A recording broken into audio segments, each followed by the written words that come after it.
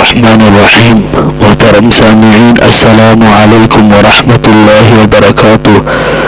آج کسی نے سوال کیا تھا کہ میری بیوی کو بریسٹ کینسر ہے، برائے کرم اس کے لیے کوئی وظیفہ بتا دیجیے۔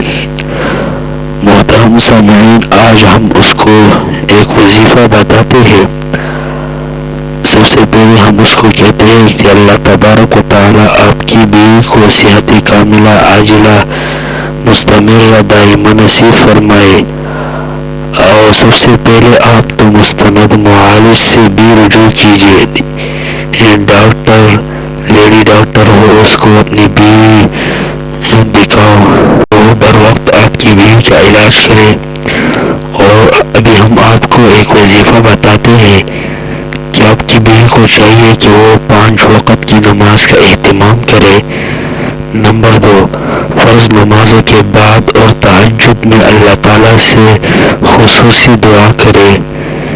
نمبر 3، مندرجہ ذیل آیت کو 5 مرتبہ پانی پر دم کر کے پینے کا اہتمام کرے، تو انشاءاللہ تعالی اللہ تبارک و تعالی اس کو اس بیماری سے صحت کاملہ عاجلہ مستمرہ فرما دے گا۔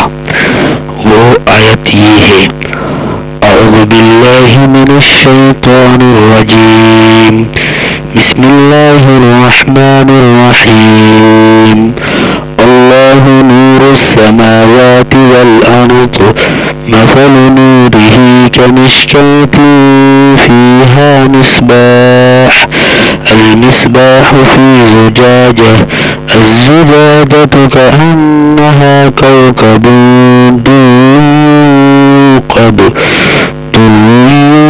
يوقد من شجرة مباركة زيتونة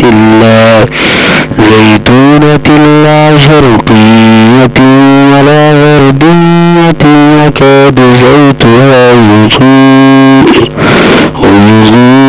ولو لم تمسسه نار، نور على نور، يهدي الله لنوره من يشاء ويضرب الله الأمثال للناس والله بكل شيء عليم۔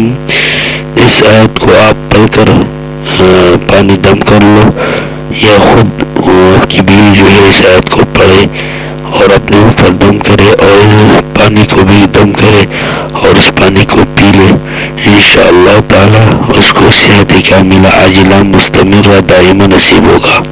یہ سورۃ نور کا آیت نمبر 35 ہے، پارہ نمبر 18 میں یہ سورۃ نور موجود ہے۔ یہ دوسرا عمل یہ ہے کہ مندرجہ ذیل جو کہ میں نے آیت بتا دیا، اس آیت کو لکھ کر گلے میں ڈال دے تو انشاءاللہ تعالی شفا ہو جائے گی، اور اس کے ساتھ ساتھ اس آیت کا بھی ورد کرے، وَيَشْفِ صُدُورَ قَوْمٍ مُؤْمِنِينَ، اور اس آیت کو بھی بنا کے گلے میں ڈال دے اور تعالی اس کی بریسٹ کینسر جو ہے یہ ختم ہو جائے گا۔ محترم سامعین، آج ہم نے بریسٹ کینسر کے علاج کے لیے وظیفہ آپ حضرات کے لیے بتا دیا۔ 2 آیتیں ہیں، یہ دونوں کو پڑھو، یا آخری جو آیت میں نے بتا دیا اس کو تعویذ بنا کر گلے میں ڈال دے، انشاءاللہ تعالی صحت کاملہ عاجلہ مستمرہ دائمہ نصیب فرما دے گا۔ آخر میں آپ سے التماس ہے کہ ہمارے چینل کو اپنے ساتھ سبسکرائب کرے اور بیل آئیکن والے بٹن کو دبائے تاکہ ہر نئی آنے والی ویڈیو آپ حضرات کو جلد از جلد مل سکے۔